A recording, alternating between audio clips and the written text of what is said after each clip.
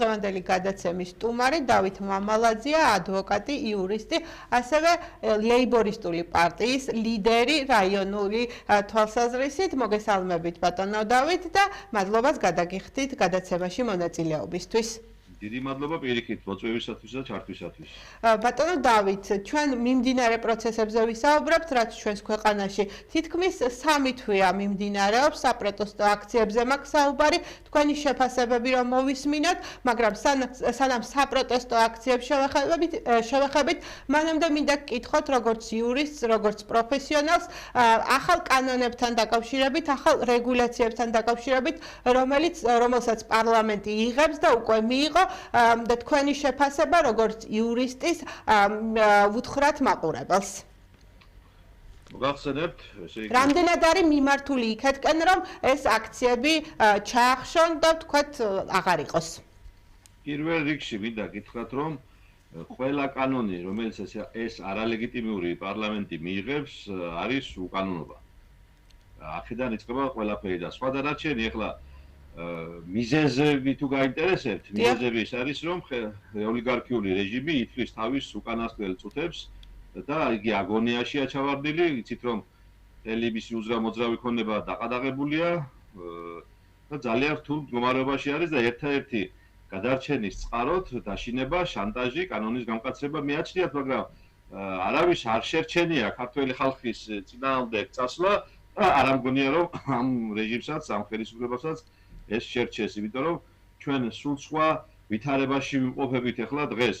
თბილა გვადარებენ ან ჩინეთს, ან რუსეთს, ან ბელარუსიას, იქ სხვა ეკონომიკური პარამეტრებია, ჩვენთან პრაქტიკულად აი დასავლეთის ზურგის შექცევამ გამოიწვია ის, რომ მინიმუმ 9 მილიონი ადამიანი მშიერი რჩება და არანაირი ფაბრიკა ქართლები არ არსებობს, არანაირი დაფსებულია ქვეყანა და ასე რომ შედარება აი ამ ქვეყნებთან, რომელიც მე ჩამოვთვალე, ეს იქნება აბსურდი და ამიტომ ეს ხელისუფლება ამ წნეხს ვერ გაუძლებს და იგი იძულებული შეიქნება, რომ ვადამდელი არჩევნები დანიშნოს. აი, მაინც რომ შევიდეთ შინაარსში იმ ახალ რეგულაციებთან დაკავშირებით, როგორც პროფესიონალს გეკითხებით, ანუ კანონთან მიმართებაში და რამდენად თქვათ როგორ უყურებთ ამას როგორც იურისტი. რამდენად დასაშვებია? სიმართლე გითხრათ, დეტალურად ახლა არ ვარ ამ კანონში გათვითცნობიერებული, სიმართლე გითხრათ არც წამიგითხია, იმიტომ რომ არც დავინტერესებული ვარ, იმიტომ ეს კანონი როგორც მოგახსენეთ არის უკანონო არალეგიტიმური პარლამენტის მიერ მიღებული რაღაც კონკრეტული დაჯგუფების მიერ მიღებული წერონ და იკითხო რაც უნდა ეს გაკეთო და ამას მომავალი არ გააჩნია. რაც შეეხება ახლა ცალკეულ შემთხვევებს მინდა გავამახვილო ყურადღება იმ გარემოებზე შეურაცხყოფის წინააღმდეგ რომ სანქციებს ამზადებენ ახლა შეურაცხყოფა იგივე დახურულ სივრცეებში შეკრების უფლების აკრძალვა, იგივე ესტაკადებზე თქვათ გადაკეტვა და ასე შემდეგ. რამდენადაა მიმართული თქვენ როგორ ფიქრობთ იმისკენ, რომ ეს აქციები, ეს საპროტესტო ტალღა ჩაახშონ? საპროტესტო ტალღას ვერანაირი კანონი ვერ ჩაახშობს, იმიტომ რომ მე ვუძლებოთ მოგახსენეთ, პრაქტიკულად ხელისუფლებამ ქვეყანა ეკონომიკურ, პოლიტიკურ ჩიხში შეიყვანა და პრაქტიკულად 9 მილიონი ადამიანზე მეტი მშიერი რჩება ქუჩაში და ახლა მშიერი ადამიანისთვის ვერანაირი კანონი და ვერანაირი ბორკილება დამკვლევად ვერ იქცევა. ამიტომ ახლა ეს დახურულ სივრცეში მიიღებს აკრძალვას მანიფესტაციების თუ ღია სივრცეებში ამას არსებითი მნიშვნელობა არ აქვს, გარდა ამისა კიდევ ერთხელ ვადასტურებ რომ ეს არის უკანონო, მათი მიერ მიღებული კანონები, მაგრამ ერთ გარემოებაზე მინდა გავამახვილო ყურადღება, აი სიტყვის თავისუფლების აკრძალვის დროს შეურაცხყოფის კრიტერიუმები რა არის მაგათი გათვლებით, ესე იგი შეურაცხყოფა რა თქმა უნდა ბუნებრივია რომ პოლიტიკოსები არ უნდა აყენებდნენ ერთმანეთს შეურაცხყოფას, მაგრამ რა ითვლება შეურაცხყოფა და რა არ ითვლება შეურაცხყოფა და ეს თუ არ გაიმიჯდა ძალიან რთული იქნება და ნებისმიერ საქმეზე ნებისმიერ სიტყვაზე შეიძლება ადამიანი პასუხი აგებიო და დააჯარებო ნებისმიერი სიტყვის გამო და ეს მართლაც დიდი საფრთხეა სიტყვის თავისუფლებისათვის. ბატონო დავით, ერთია რა საკანონებენ და რა რეგულაციებს იღებენ. მეორე, რამდენად შეშინდებათ ამის აქციაში მონაწილე ადამიანებს საზოგადოებას, რომელიც სამი თვეა უწყვეტ პროტესტშია ჩართული.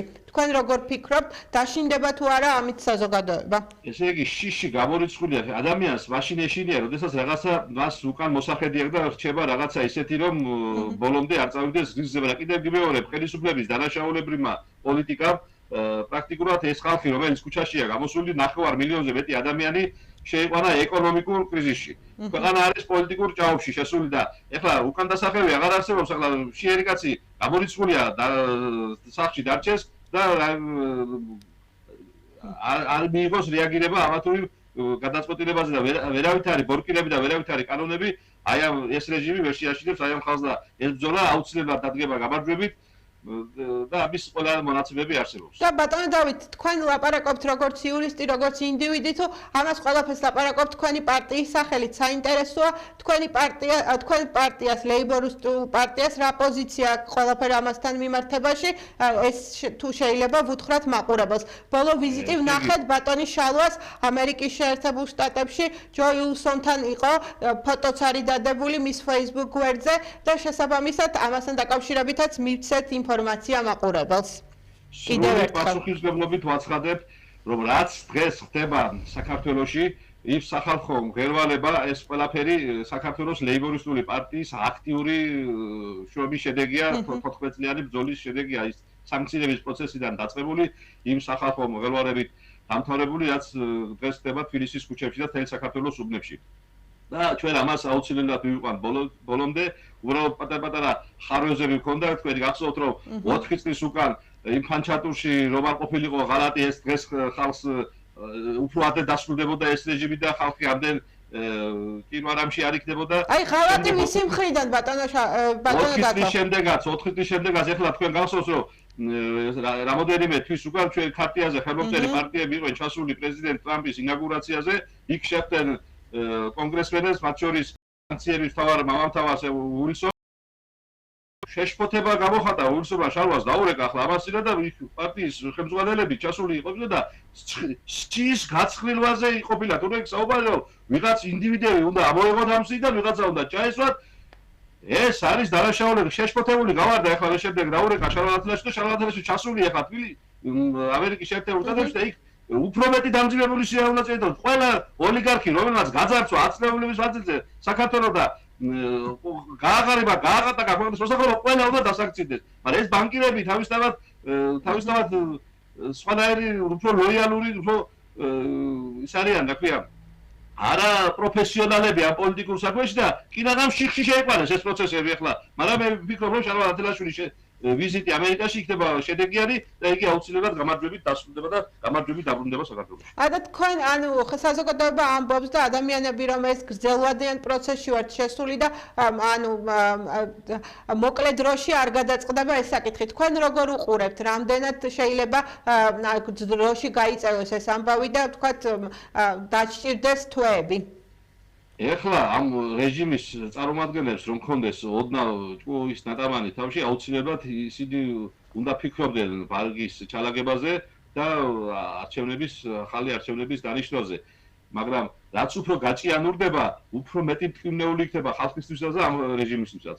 ამიტომ ეს ადრე თუ გვიან ეს ბრძოლა მივაბოლომდე, მაგრამ თავარია ჩვენ გვინდა უმტკივნეულოდ, უსისხლოდ და ყოველგვარი ესკალაციების გარეშე მშვიდობიანად დემოკრატიული გზით მოვიცილოთ ეს ხელისუფლება და ამის ყველა წინაპირობა არსებობს, რომ ჩვენი საერთაშორისო მეგობრები, საერთაშორისო პარტნიორები ქართველი ხალხის გვერდში არიან პირველად საქართველოს უახლოეს ისტორიაში. მთელი 30 წლის განმავლობაში თქვენ გახსოვთ, რომ ყველა ჩვენი საერთაშორისო თანამეგობრობა და პარტნიორები იყვნენ მხოლოდ რეჟიმები და კორუმპირებული ჩინოვნიკების გვერდში. დღეს დღეს განათდა ამონათა მზემ და დღეს პირველად ეს ხალხი დადგა ქართველი ხალხის გვერდზე და ეს ბრძოლა აუცილებლად ბოლომდე გამარჯვება. და ბოლო კითხვა, ახალი თეატრი ჩამოდის ოზურგეთში საპროტესტო მანიფესტით კვირას. თქვენ თუ შეუერთებით ამ მანიფესტს და როგორც მაყურებელი თუ იქნებით ჭადრების ბაღში?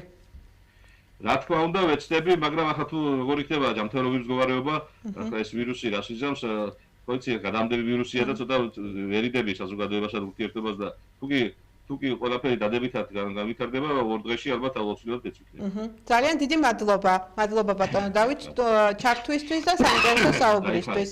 მაყურებელს კი შევახსენებ, რომ ჩვენი გადაცემის სტუმარი იყო დავით მამალაძე, ლეიბორისტული პარტიის რაიონული ლიდერი.